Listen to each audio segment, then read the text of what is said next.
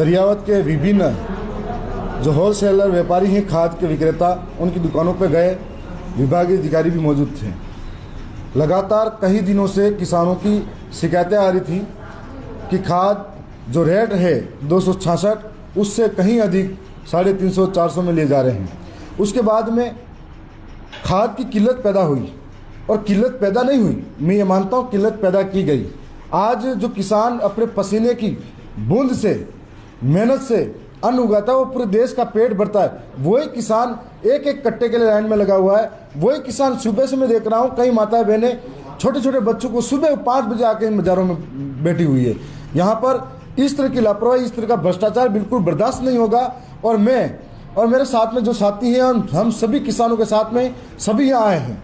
और जिस तरीके से डबल इंजन की सरकार की बात करती है, डबल इंजन की सरकार इन किसानों के दम पर सरकार सत्ता में आई और आज किसानों को भूल गई। यदि डबल इंजन की सरकार सत्ता में आने के बाद में किसानों को भूलकर उनकी पूर्ति नहीं करती है तो मैं निश्चित तौर पर बड़ा आंदोलन करने की फिराक में हूं। और साथ में बता देना चाहता हूं कि जो लोग कहते हैं हमारी सरकार, हमारी सरकार, हमारी सरकार, आइए इन किसानों के बीच में खड़े रहिए। काहे की सरकार आपकी, जब किसानों के हित में आप बात नहीं कर सकते हो। जो लोग कहते हैं हमारी सरकार में ये कर सकते हैं, वो कर सकते हैं, तो फिर किस बात की सरकार। और मैं दूसरी बार अभी आज जहां घुमा हूं, जिन लोगों को नोटिस मिला है, यदि 2 से 3 दिन के अंदर दरियावत के अंदर किसानों को खाद उपलब्ध नहीं होता है तो बड़ी संख्या में किसानों को लेकर मैं एसडीएम कार्यालय के बाहर रोड पर धरना दूंगा।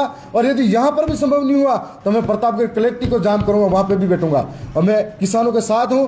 जो किसानों में भ्रम फैला रहे हैं मेरे नाम से, वो गलत तरीके से प्रचार कर रहे हैं। किसानों को मेरे नाम से भड़काया जा रहा है, लेकिन आज सबको मालूम है यूरिया की किल्लत जो क्राइसिस पैदा की जा रही है। और मैं व्यापारियों से निवेदन करना चाहता हूं कि यदि कोई आपकी व्यापार है, किसान के बगैर आपका व्यापार नहीं चल सकता और आपके बगैर किसान नहीं चल सकता।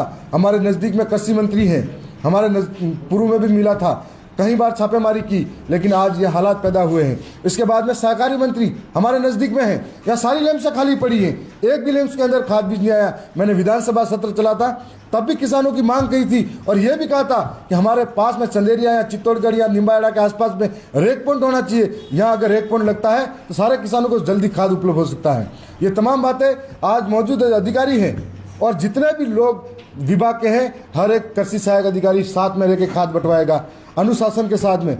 किसानों से भी निवेदन है, यूरिया की खाद की किल्लत आ रही है, हम समाधान के लिए पूरा प्रयास कर रहे हैं, बस शांति व्यवस्था बनाए रखें। कुछ लोग अफवाह फैला रहे हैं, कुछ लोग भ्रमित कर सकते हैं, कुछ लोग माहौल पैदा कर सकते हैं। और यदि फिर भी नहीं व्यवस्था होती है, 21 तारीख के दिन मैं आपके साथ में आंदोलन करना पड़े, धरना देना पड़े, मैं तैयार बैठा हूँ।